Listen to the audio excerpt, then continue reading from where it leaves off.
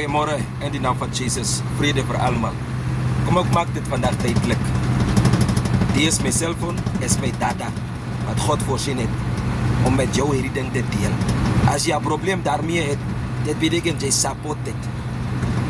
Vandaar is die skrifgedeelte volbrengen wat in Romeinen 1 staat. Als je niet mensen bestraft nie, maar je blijft stil, dan support je die dingen wat jullie doen. En God zien jullie. 1, Romeinen 1, 32, 33, lees om daar. Oké, kom nou terug. Jesus gaat naar Samaria. Hij zit bij die waterplek wat Jacob aan zijn ziens gegeven. Samaritaanse vrouw, wat 5 mans gehad het. En een extra 1 nog tegenwoordig gehad het. Kom naar Jesus. Jesus begint preek die dingen van de geest voor haar. Zij begrijpt het niet. Zoals bij haar niet vandaag hierdie ding wel begrijpt niet. En Jesus begint profeteren. En zij vraagt haar eerst, gaan roep je man. Zij maakt haar op. Hij zei, ik heb niet een man nie. Want die heiliglijke een wat ze gehad het, aan wie ze getrouwd was, het ze gezegd, zij het niet een man nie. Met andere woorden, haar rechterman was nog levendig. Jesus begint profeteren en hij zei, zij heeft 5 mans gehad. En die een wat je nou hebt, is ook niet jouw nie. Zij heeft waarheid gezegd. Kom nog weer terug.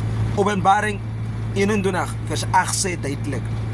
Als je hoer eer, mensen in die tweede huwelijk, wie ze eerste mensen aan wie je getrouwd is, levend is, jy hoer eer elke dag als jy met die vrouw of die man seks doen. Is waar, maar die is niet gaan praten van hoe echtbreek. Wanneer je iemand trouw wat gescheiden is, jy echtbreek.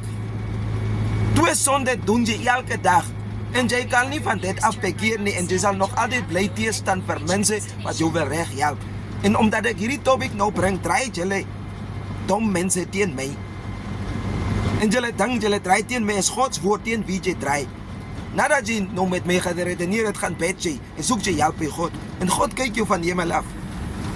Jacobus 4 praat van stand die Satan tegen. Hij zal van jou af wegvliegen. Onderwerp je aan God, nader tot God en God zal tot jou nader. Jij bidt en je ontvangt niet omdat je verkeerd bidt. Omdat je s'nachts het denken van die duivel toelaat. Op Johannes 3 is tijdelijk en dat zegt voor ons daar. Van 19 tot 23. En dat is die oordeel.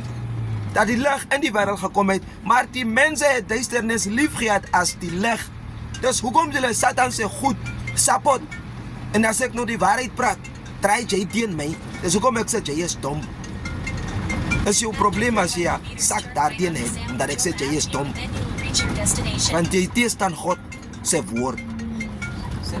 Vrede, dat is die boodschap.